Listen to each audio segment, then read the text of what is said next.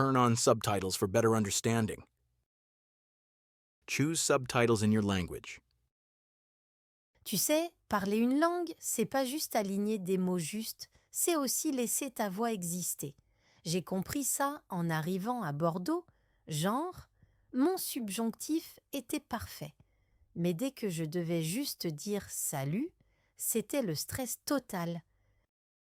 C'était comme si mon cerveau avait une double personnalité, une qui était une encyclopédie de la grammaire française et l'autre qui était une coquille vide dès que j'ouvrais la bouche. Moi, c'est Lina, je suis arrivée pour mes études il y a 6 mois. J'avais grave bossé le français en Espagne, je lisais des gros romans et tout, et je décherais à tous mes examens. Normal quoi.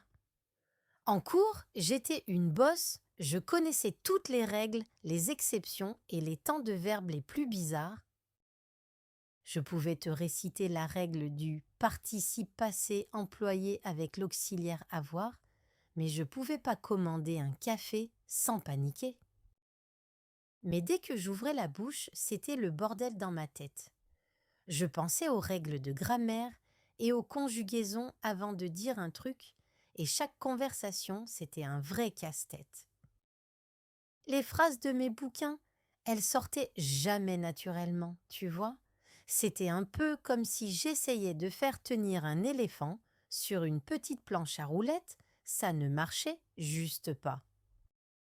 Cette obsession, elle me suivait partout, même chez moi. J'avais l'impression d'être une actrice qui récitait son texte, incapable d'être spontanée, quoi. Mon vrai moi, il restait caché derrière mon français pas ouf. Je me souviens, j'ai passé des heures à répéter des phrases devant mon miroir en essayant de trouver la bonne intonation, comme si ça allait magiquement arranger tout. Une fois, je voulais juste acheter du pain. J'ai préparé ma phrase en mode « Je voudrais une baguette tradition, s'il vous plaît ». Mais quand le mec m'a souri, j'ai bégayé et j'ai juste pointé la baguette du doigt en mode « Ça ?» C'était un gros échec. J'étais tellement frustrée. Son sourire s'est transformé en une expression bizarre et j'ai senti que j'étais super gênée. J'ai failli m'enfuir. J'ai vu la queue derrière moi qui s'allongeait et je me suis sentie si petite et ridicule. La peur de me planter, de dire le au lieu de la, ça me paralysait complètement. J'ai pris ma baguette, j'ai payé sans rien dire et je me suis barrée super vite. J'avais trop honte. Mon cœur battait super vite et j'avais les joues toutes rouges, je me suis sentie vraiment nulle. C'est à ce moment-là que j'ai réalisé que mon français parfait n'était bon que pour un examen, pas pour la vraie vie. C'en était trop de cette barrière. Ce jour-là, j'ai pété un câble. J'ai rangé tous mes bouquins de grammaire, j'ai éteint la télé et je me suis juré d'arrêter de chercher la perfection. Mon seul but, c'était juste de parler, de me tromper et de kiffer la langue.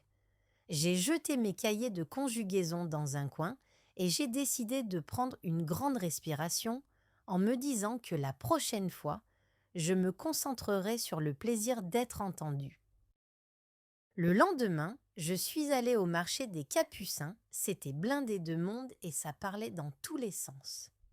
J'avais pas de plan, j'ai juste écouté les conversations, vu les gens qui négociaient et qui rigolaient. C'était la première fois que je me concentrais sur le son, pas sur les mots, et c'était trop cool. Les odeurs de fruits et de légumes frais et le bruit des voix se sont mélangés et c'était incroyable, ça sentait la vie. J'ai décidé de me lancer en demandant conseil au fromager. J'ai dit « j'ai pris un fromage » au lieu de « je voudrais un fromage ». Mais il a souri et il m'a expliqué ses fromages, sans me corriger quoi. L'important, c'était pas la phrase, mais ce que je voulais dire. Il m'a fait goûter un morceau de Saint-Nectaire et j'ai trouvé ça super bon. C'était ma première victoire, sans faute.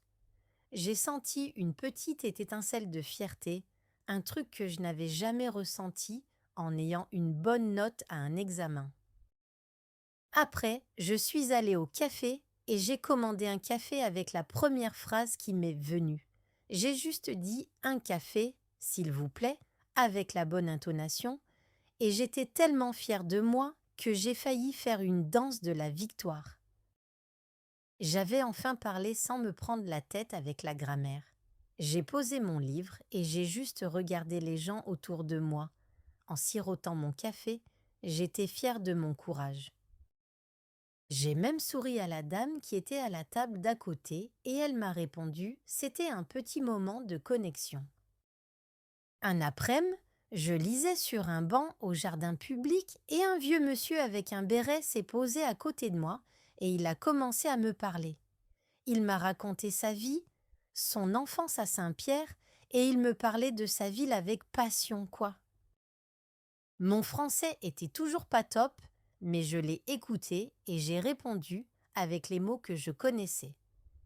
Il m'a raconté comment les rues avaient changé, il a parlé du pont de pierre et du grand théâtre. J'ai visualisé tout ça dans ma tête, j'ai adoré son histoire.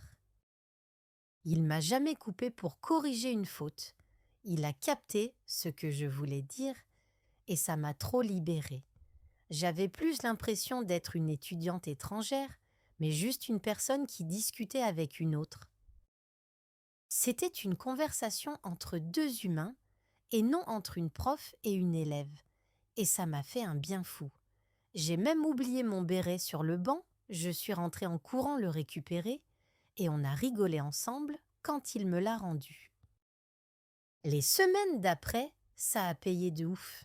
J'ai commencé à parler plus naturellement avec mes colocs, le boulanger et même le poissonnier.